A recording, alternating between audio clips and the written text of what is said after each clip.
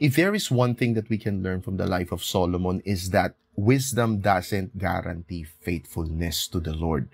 No? Kadalasan kasi iniisip natin porket tayo ay mas marami na tayong experience, mas marami na tayong wisdom. Mas pupunta na ako sa Sunday sa church, no? Mas nagbabasa na ako and everything.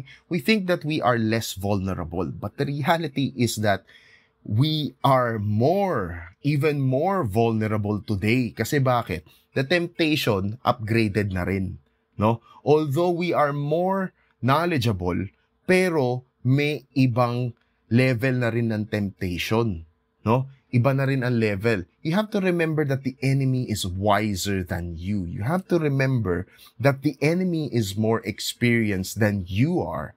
Okay? Kaya meron siyang something up his sleeve na hindi mo pa nasusubukan. So, rather than be complacent, rather than simply letting your guard down, we must always put on the whole armor of God. We must always be vigilant, that we must always be looking out, no? Kasi nga, maraming mga bagay-bagay dyan na pwede mangyari, na pwedeng pahinain tayo na hindi natin napapansin. Remember Solomon. Si Solomon, although he was the wisest, meron siyang kahinaan. At ang kahinaan na yun ay ang babae. In fact, no, dahil sa babae, no, nagalit sa kanya ang Panginoon. Because later in his life, he started worshiping other gods. He started worshiping the gods that his foreign wives worship. So just imagine that. Hindi lang siya isang beses nagkamali. Kasi utos sa kanya na utos sa mga hari na hindi pwedeng mag-asawa ng marami. Diba?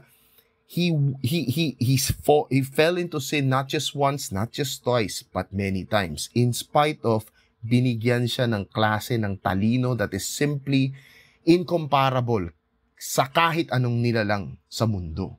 No? Again, huwag niyong iisipin na porket mas matalino ka na, mas resilient ka na. Okay? And with that, stay safe, no? Iwas sa kasalanan, no? Put God first in everything you do. Get serious with Christ.